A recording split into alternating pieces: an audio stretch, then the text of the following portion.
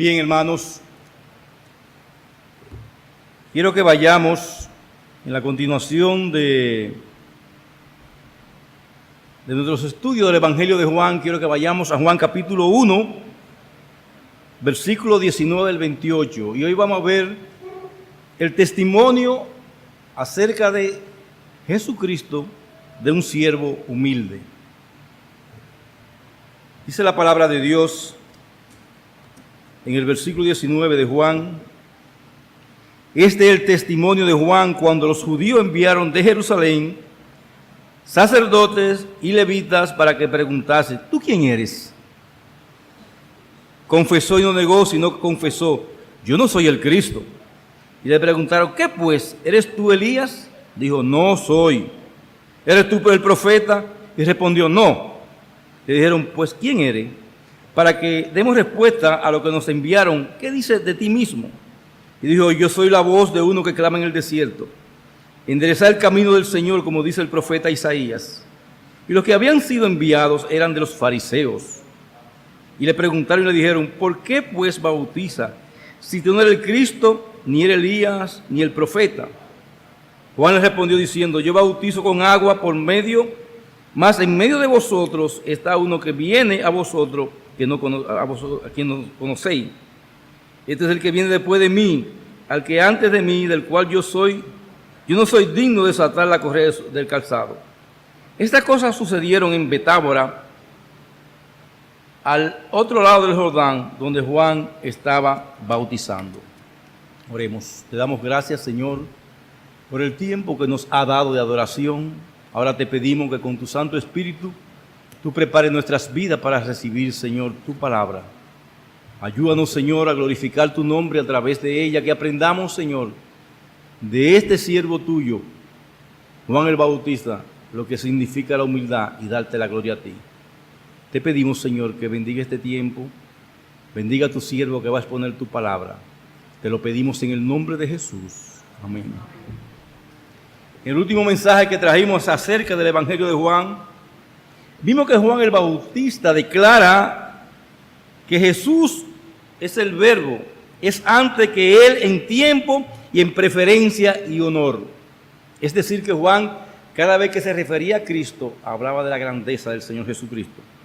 Además, vemos que el apóstol Juan, quien escribe, nos dice que Jesús primero tiene la plenitud de la gracia que necesitamos para vencer la esclavitud del pecado y para permanecer libre de esa misma esclavitud.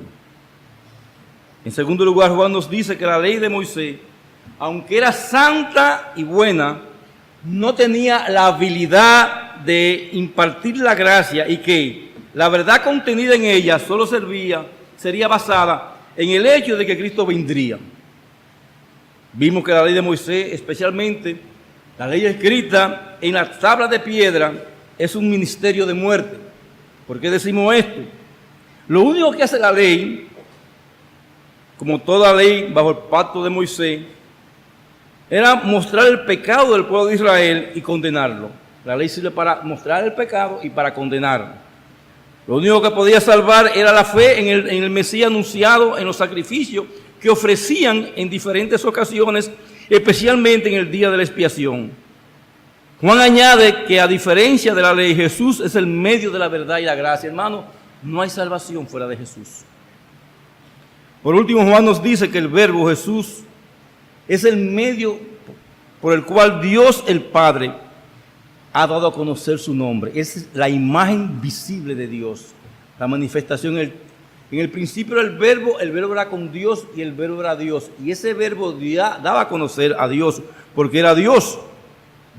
Por último, Juan, también la Escritura dan testimonio seguro y cierto de Dios que se encarnó y habitó entre nosotros como Emmanuel, Dios con nosotros.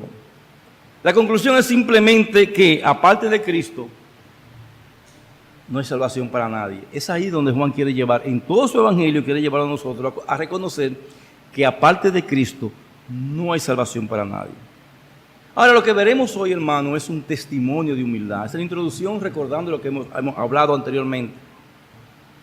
Juan el Bautista había hecho su primera aparición en público, dicen los historiadores, en el año 26 de nuestra era.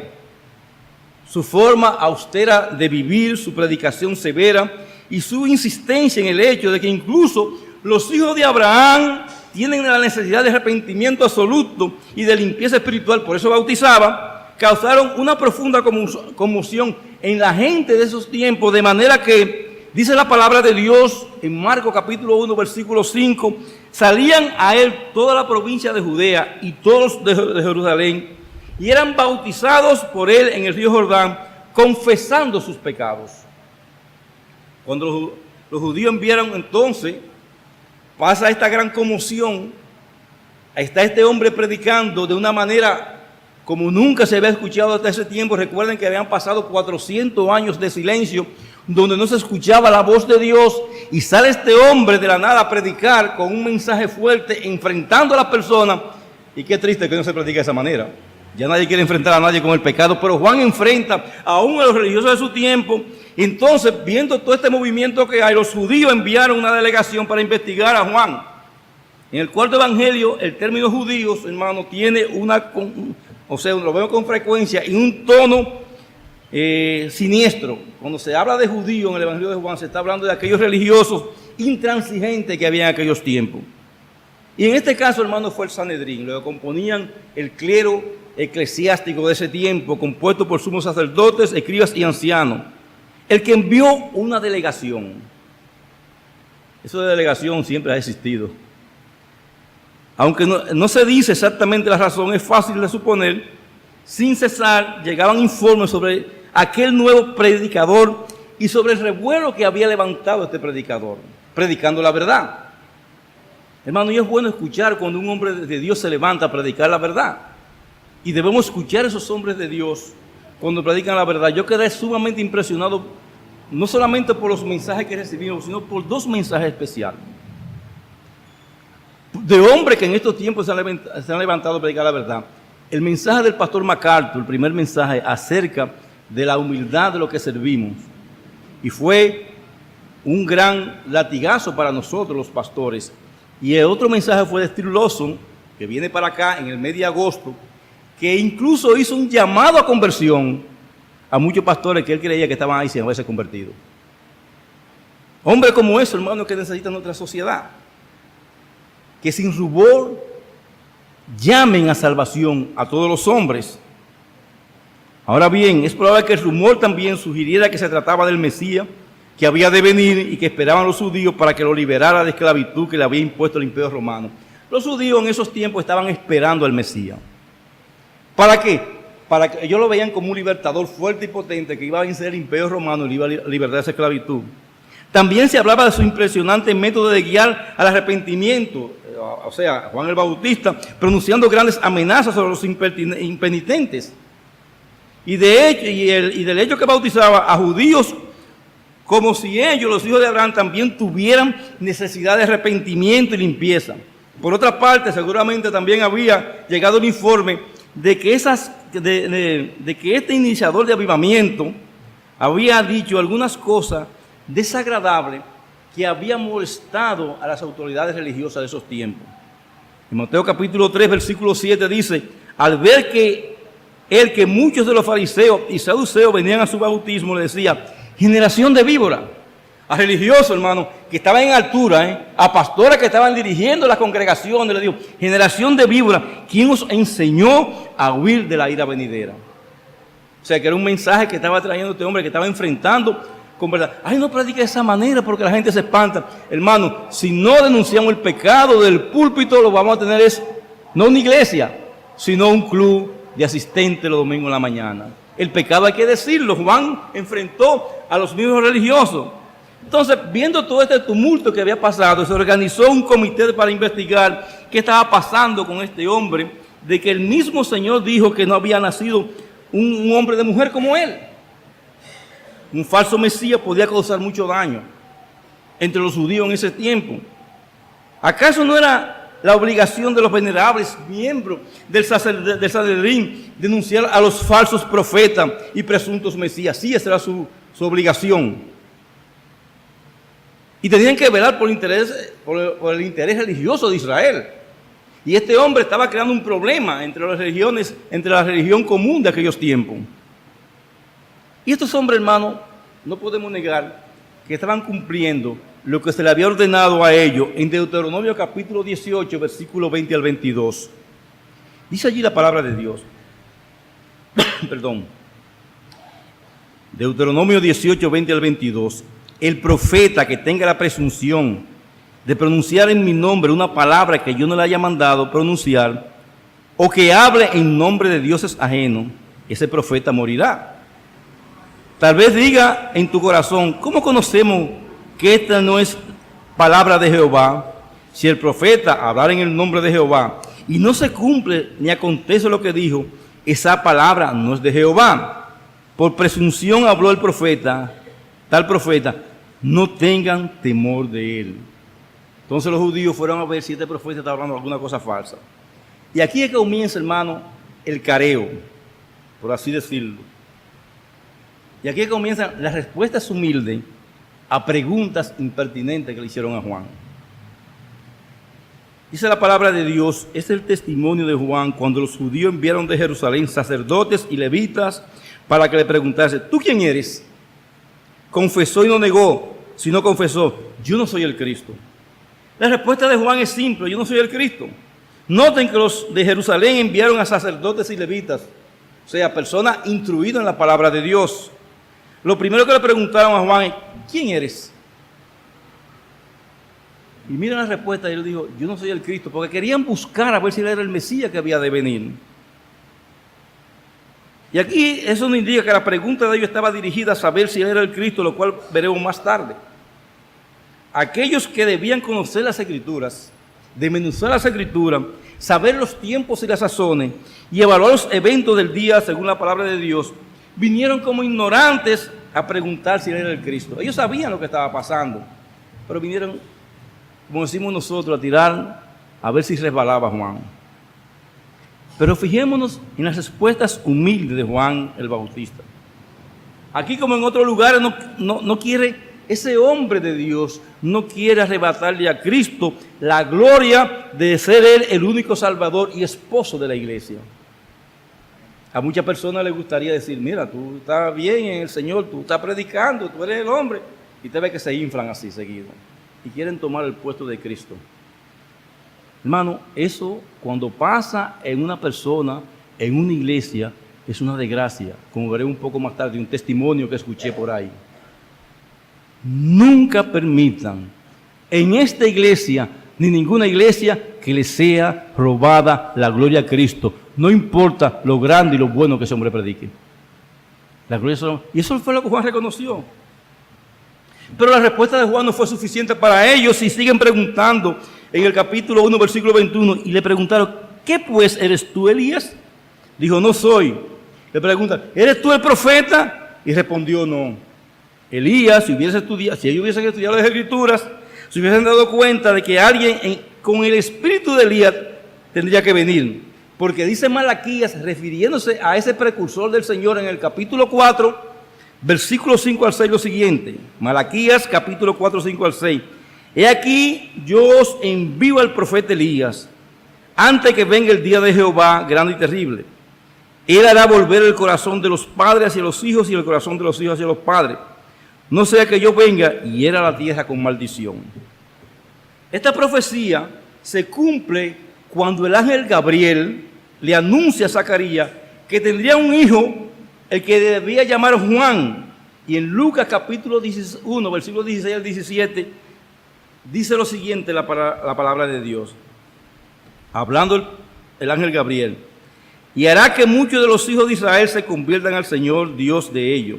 E irá delante de él con el espíritu de Elías, para hacer volver los corazones de los padres a los hijos y de los rebeldes a la prudencia de los justos, para preparar al Señor un pueblo bien dispuesto.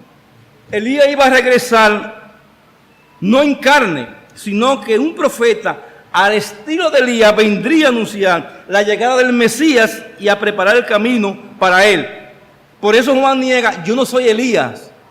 Pero él vino con el espíritu de Elías. O sea, yo estaba esperando que Elías se apareciera y viniera a hacer lo que estaba dicho aquí por el profeta Malaquías, y él dice, no, yo no soy Elías. Pero él vino con el espíritu de Elías, con ese fervor, con ese fuego que tenía el profeta. Pero los sacerdotes y los levitas siguen ahora con la pregunta, ¿era el profeta? Y aquí hay un asunto importante, hermanos, a considerar, y es la profecía de Malaquías acerca de Juan. Volvamos a Malaquías capítulo 3, versículo 2 al 3. Dice allí la palabra de Dios, ¿y quién podrá soportar el tiempo de su venida? ¿O quién podrá estar en pie cuando Él se manifieste? Porque Él es como un fuego purificador y como jabón de lavadores. Y se sentará para afinar y limpiar la plata, porque limpiará a los hijos de Leví. Los afinará como oro, como plata, y traerá a Jehová ofrenda en justicia. Los levitas y sacerdotes sabían que el que vendría a anunciar el Mesías purificaría a la tribu de Leví, de donde vienen los sacerdotes. La tribu de esos sacerdotes tenía que ser purificada, y ese profeta anunciado vendría a hacer eso. Juan el Bautista, como sabemos, era de esa tribu, de la tribu de Leví. Y como parte del sacerdocio debía ser cuestionado sobre los sacerdotes y levitas, a ver si eras esa persona que estaba hablando la palabra de Dios, o si era un profeta real. Por eso vemos que al ellos ver el poder de Juan el Bautista, quieren saber si ese era el profeta de Juan, es que él no es, o si no era el profeta. Y en Deuteronomio capítulo 18, versículo 15 al 18, dice lo siguiente. Porque Dios le había prometido a Moisés y al pueblo que él preveería un profeta que hablaría según lo que Dios dice. Dice allí la palabra de Dios, hablando de ese profeta que sí habría de venir. Un profeta como yo te levantará Jehová, tu Dios, de en medio de ti, de tus hermanos. A él oiréis conforme a todo lo que pediste a Jehová, tu Dios, en Horeb, el día de la asamblea, al decir, no vuelva yo a oír la voz de Jehová mi Dios, ni vea yo más este gran fuego para que no muera. Y Jehová me dijo, bien está eso que ha dicho, un profeta como tú les levantaré en medio de sus hermanos, pondré mis palabras en su boca y él les dirá todo lo que yo le mandé. Y ese profeta que se está refiriendo, igual que a Moisés, que al final de cuentas es una figura de Cristo, este profeta es el Señor Jesucristo. Por eso Juan el Bautista le pregunta, ¿eres tú el profeta? Y dice, no, yo no soy el profeta que ustedes están esperando. Yo no soy el Mesías que ustedes están esperando. Pero las preguntas siguen, hermano. Hay gente que son molestosas, si les gusta molestar. Le dijeron, pues, ¿quién eres para que demos respuesta a los que nos enviaron? ¿Qué dice de ti mismo? Dijo, yo soy la voz de uno que clama en el desierto, enderezar el camino del Señor, como dice el profeta Isaías. Ellos ahora le preguntan, ¿por quién eres? Finalmente aquí Juan le da una respuesta. Dijo, yo soy la voz de uno que clama en el desierto, enderezar el camino del Señor, como dice el profeta Elías. Juan el Bautista tenía un claro entendimiento de su misión. ¿Cuál era su misión, hermano? Clamar el mensaje de que el Mesías había llegado. Y hay algo que aquí debemos aprender cada uno de nosotros. Y es la actitud humilde de Juan el Bautista. Esa es la actitud que debe reflejar cada siervo de Dios. Hermano, donde hay orgullo y no hay humildad, hay fracaso, hay coerción. Hombres se han levantado queriendo ser alguien y a veces querer sobrepasar a Cristo. Pero Juan el Bautista, con todo el poder que tenía, donde había 400 años que nadie había predicado como él, siempre mantuvo la actitud de que era el precursor del Señor. Él no era el Señor. Y esta es la misma actitud que vemos en el otro siervo de Dios, el apóstol Pablo. ¿Cómo se veía el apóstol Pablo a sí mismo? Como uno de los más pequeños de los apóstoles. Y le voy a decir una cosa, hermano, en las Escrituras no hay un hombre que haya hecho más que el apóstol Pablo. Sin embargo, él se veía como uno de los hombres más pequeños. Y también esta declaración está en línea con lo que el Señor le dijo a sus discípulos en Lucas capítulo 17, versículo 10. Así también vosotros, cuando hayáis hecho todo lo que se os ha ordenado, decid, siervos inútiles somos, por lo que debíamos hacer, eso hicimos. ¿Qué somos nosotros, hermano, en el reino de Dios? Siervos inútiles, que por la gracia de Dios, Dios lo está utilizando para su gloria. El apóstol Pablo dice que somos vasos de barro. ¿Y usted sabe lo que es un vaso de barro, hermano? En aquellos tiempos, aquellas aquellos utensilios que se utilizaban en la noche para sacar los desperdicios de la casa en la mañana. Eso era un vaso de barro, donde echaba la basura, porque los vasos, había otro vaso de estima que se nos servía la comida, pero el vaso de barro lo que servía era para lavar los pies sucios a la gente, para echar los desperdicios nocturnos, dice el apóstol Pablo. O sea, que eso somos nosotros, vasos de barro. Y que si somos algo por la excelencia de Cristo en nuestras vidas. Hermano, cuando nosotros querramos tomar la gloria que no nos pertenece, ahí fracasamos. Y le voy a traer una historia que nos lo hicieron a Huáscar y a mí en el camino, un pastor. En Santiago, hermano, hubo una gran concentración pastoral. Venía a predicar, o fue a predicar un profeta de esos profetas de esos tiempos. De estos que están saliendo ahora, esos apóstoles.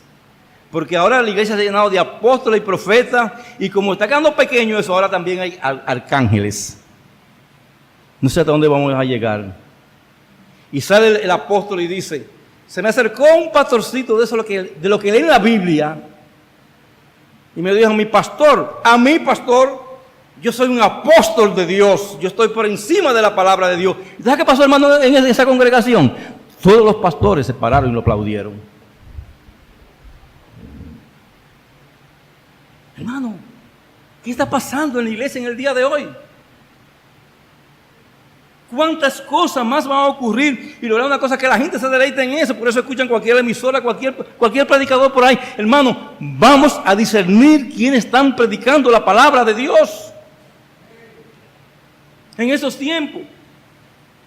Somos vaso de barro, y si somos algo es por la gracia de Dios. Somos algo por la gracia de Dios, y si servimos a Dios es por su gracia, no por más nada.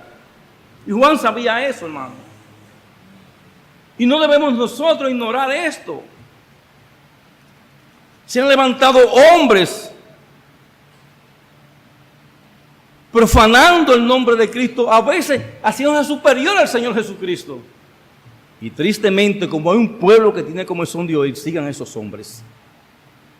Y se deleitan con ellos, con Oral Robert y todas estas cosas que están apareciendo por ahí, Benny Hill. Hermano, no olvidemos que no somos Cristo, sino sus mensajeros. No estamos llamados a convertir personas. Nuestra responsabilidad ante Dios es presentar su evangelio a toda criatura. Dios es el que salva. Dios es el que pone en el corazón, la necesidad de Cristo. ¿Cómo lo hace? Convenciendo de nuestros pecados por medio de la predicación y la enseñanza de la palabra de Dios. Es el Espíritu Santo que nos convence de pecado, no somos nosotros.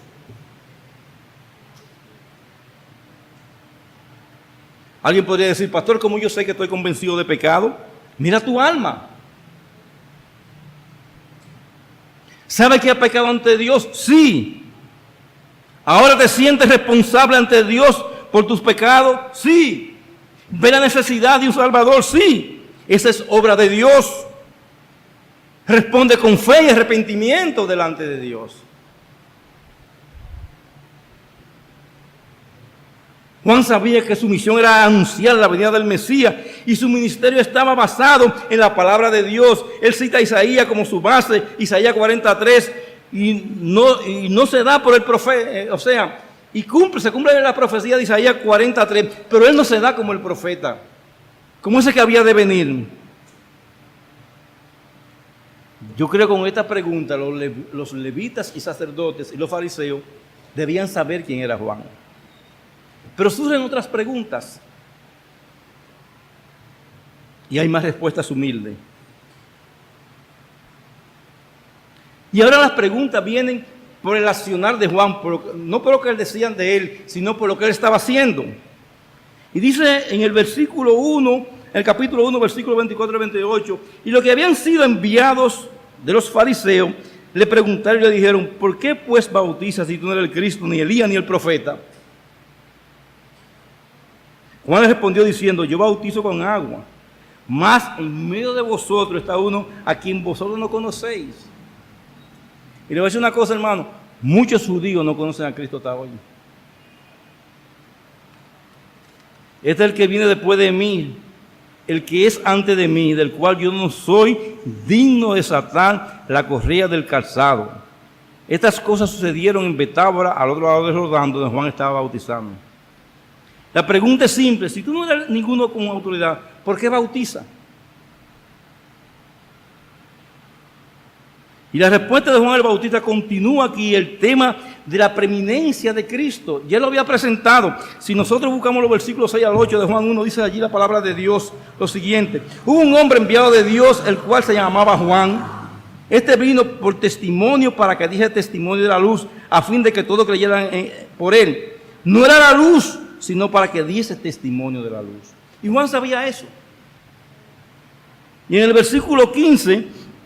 agrega lo siguiente allí la palabra de Dios: Juan dio testimonio de él y clamó diciendo: este es de quien yo decía, el que viene después de mí es antes de mí, porque era primero que yo.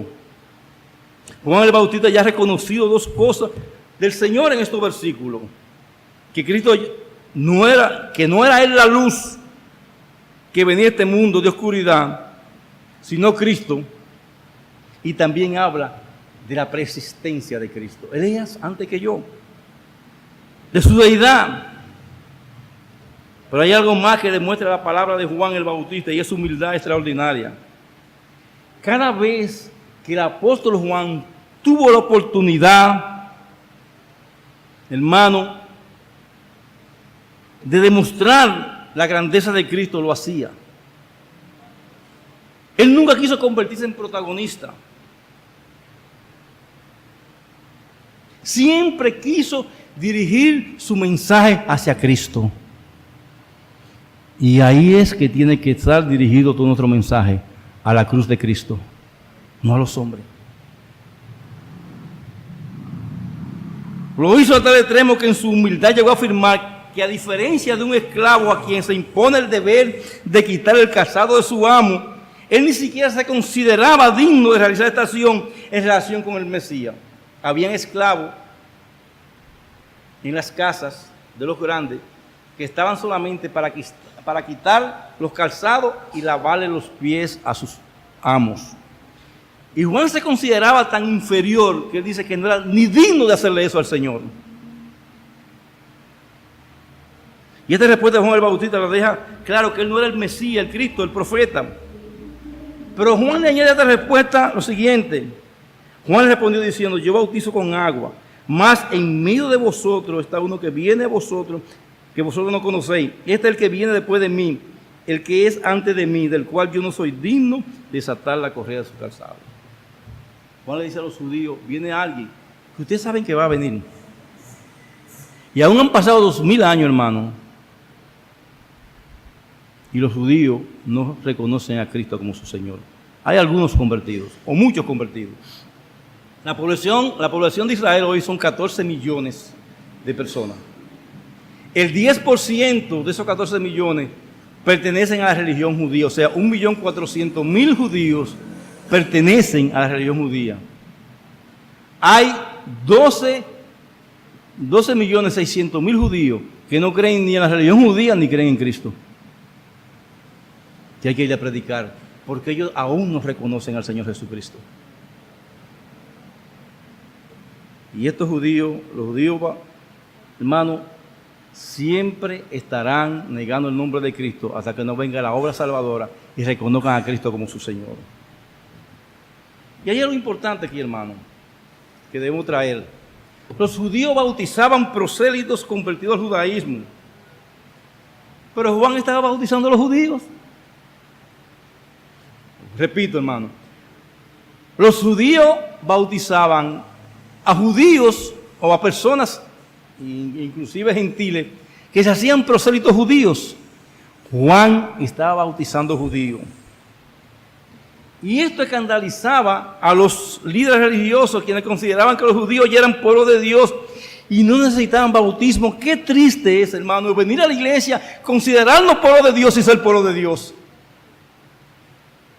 Y eso, muchos judíos, hermano, igual que muchos creyentes, se consideran pueblo de Dios porque vienen un día y cantan: alabaré al Señor.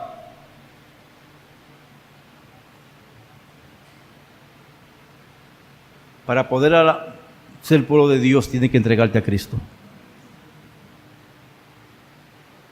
Quienes se sometían al bautismo de Juan reconocían con ello que su pecado le había puesto fuera del pacto de salvación de Dios y no eran mejores que los gentiles. Muchos judíos reconocían en aquel tiempo que no eran mejores que los gentiles, que tenían que venir a Dios. Entonces Juan lo bautizaba como una expresión pública del arrepentimiento. Dice la palabra de Dios en Mateo capítulo 3. Versículos 5 al 6 lo siguiente. Y salían de Jerusalén y toda Judea y toda la provincia del alrededor de Jordán, y eran bautizados por él en el Jordán, confesando sus pecados. Y en el versículo 11 dice, y yo la verdad bautizo con agua para arrepentimiento, pero el que viene tras mí, cuyo calzado yo no soy digno de llevar, es más poderoso que yo. Él os bautizará en Espíritu Santo y fuego. Y decía, yo bautizo con agua, para mostrar que ustedes se han arrepentido. Le voy a decir una cosa, hermano. Es necesario el bautizo porque eso fue establecido también por el Señor, que los que creen en Cristo deben bautizarse para mostrar arrepentimiento a los demás. Juan decía, yo bautizo con agua. Juan hace resaltar que después de todo existía una enorme diferencia entre lo que él estaba haciendo y lo que el Mesías hará. Todo lo que Juan podía hacer era administrar la señal a través del agua de arrepentimiento, pero el Mesías, y solo él, puede derramar lo que esto significa, el poder purificador del Espíritu Santo en una vida. Además, Juan le dice que el Mesías ya está en medio de ellos. Y ellos no le conocieron, hermano. En el mundo estaba, dice la palabra de Dios en el versículo 10, y el mundo por él fue hecho. Pero el mundo no lo conoció. A los suyos vino, pero los suyos no le recibieron. Y Juan le declara que ellos, los sacerdotes y levitas que le interrogaban, no conocían al Mesías a pesar de saber todas las doctrinas de las Escrituras. Hermano, aquí hay un peligro que quiero decir en este momento. Y es un peligro entre los que nos llamamos creyentes. Podemos ser engañados al pensar que conocer la doctrina y lo que se enseña es lo importante sin conocer a aquel de que la Biblia, de que esa doctrina habla. Conocemos muchos hermanos que intelectualmente, muchas personas tienen un conocimiento vasto de la palabra de Dios. Como decía una hermana, no hay una iglesia que conozca más la palabra de Dios que esta. Pero para mostrar, hermano, que somos de Dios, esa palabra tiene que venir al corazón, bajar un pie hacia el corazón.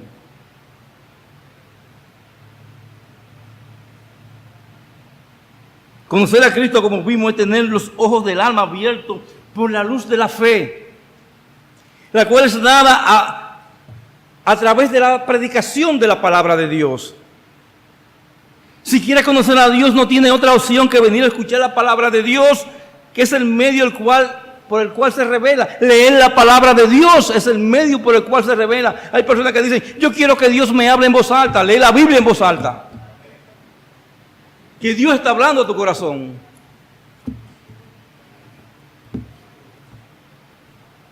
Y Juan no se detiene en su respuesta y añade en el versículo 27, el que viene después de mí, el que es antes de mí, del cual yo no soy digno de desatar la correa del calzado. En el mensaje pasado vimos lo que este texto significa. Juan dice que, en otras palabras, aquel que es mayor que yo en eminencia, en importancia, cuyo ser es eterno, antes de mí, no solamente está aquí, sino que su dignidad es de tal grado que yo no soy digno de desatar la correa de su calzado. Lo que Juan está diciendo es lo siguiente: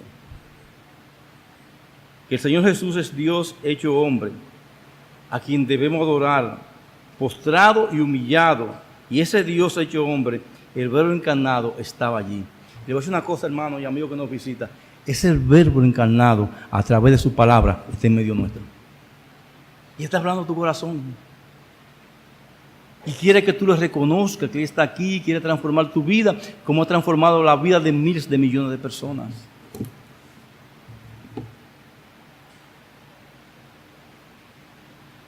Ahora bien, la implicación es fuerte. Si Juan no era digno de desatar la correa de su sandalia, ellos veían a Juan como un profeta de Dios, ¿cuánto más ellos, hermanos? Si Juan el Bautista, de quien Jesús dijo que era un hombre más grande, que no de un hombre más grande que él, nació de mujer, no era digno de desatar su calzado, ¿cuánto más nosotros debemos humillarnos delante de Él? Y el pueblo de Dios no quiere vivir humillado, porque es una palabra que connota bajeza en estos tiempos, que te humillaste. No, los hombres de hoy no se humillan. Hermano, los hombres y las mujeres de hoy nos humillamos. Nos humillamos ante Cristo. Y para concluir, hermano, la lección que podemos sacar de este evento es que Juan es un ejemplo de que todos debemos imitar. Nuestra entrada al pacto de salvación comienza con doblarnos y caer de rodillas ante Dios pidiendo perdón por nuestros pecados.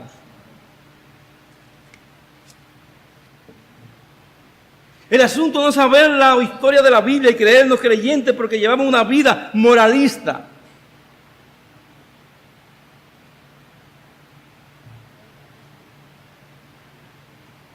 Y le voy a decir una cosa, hermano. No es una vida moralista. Aún nosotros tenemos que mostrar que somos creyentes hasta nuestro comportamiento, recogiendo la basura frente a nuestras casas. Por cierto, vamos a traer 52 spots que están diseñando de nuestros principios que deben regir nuestras vidas.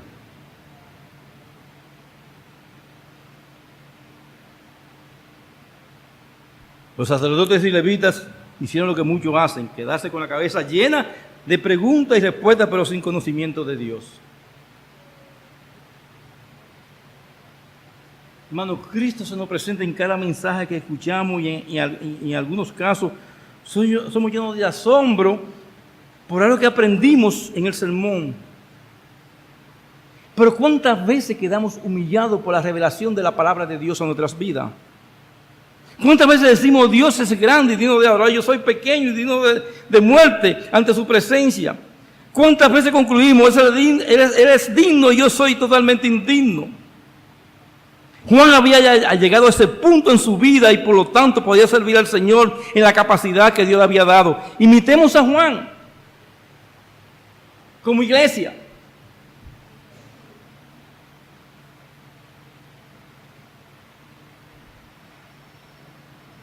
Qué bueno conocer acerca de Juan el Bautista, de su obra y todas estas cosas. No, pero vivir su vida. Lo que Dios quiere mostrarnos con estas vidas es que nosotros tenemos que vivir ese tipo de vida. Yo no te voy a decir que te vaya ahora y te vaya a vestir de pelo de camello y te vaya a comer langot, no, nada de eso. Pero es el tipo de vida que Dios quiere que vivamos, de hombres como Juan.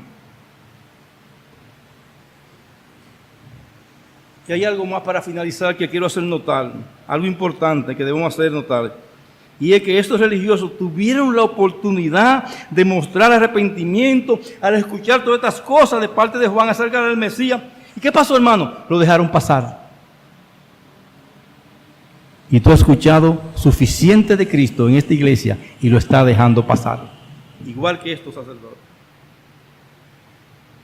Es nuestro deseo, nuestra oración, que nadie salga de aquí como salieron estos religiosos.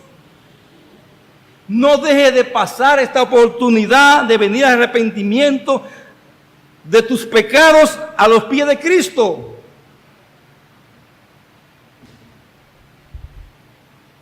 No deje de pasar esta oportunidad. Hay muchas razones por las cuales no queremos venir a humillarnos ante Cristo. Pero todo se resume al orgullo pecaminoso que nos ha engañado con la idea de que no necesitamos a Cristo.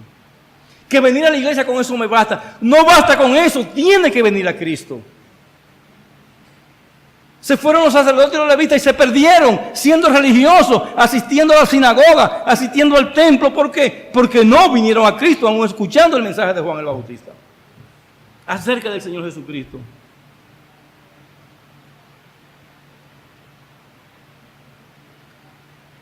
Amigo, amiga, humíllate delante de Dios, pídele a Dios que te dé fe y arrepentimiento y échate en sus brazos por la fe. Aquel que es el Cordero de Dios, como veremos en el próximo mensaje, que quita, no un pecado, todos los pecados del mundo.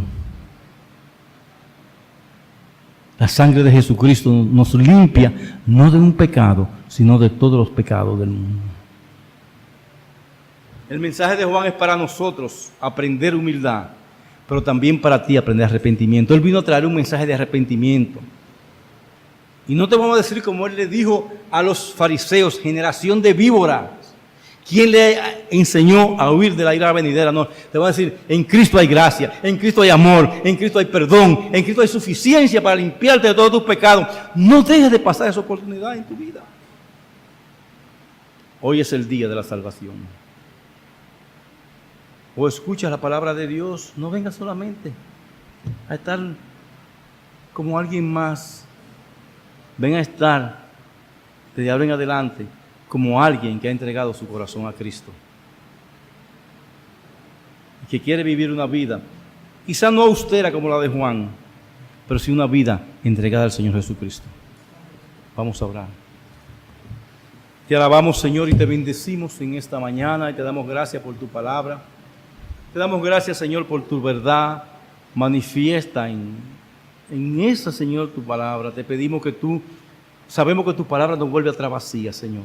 Te pedimos que haga una obra maravillosa en aquellas personas que han escuchado este mensaje y otros mensajes más acerca de la grandeza de Cristo y de quiénes debemos ser nosotros, de humillarnos siempre delante de Él.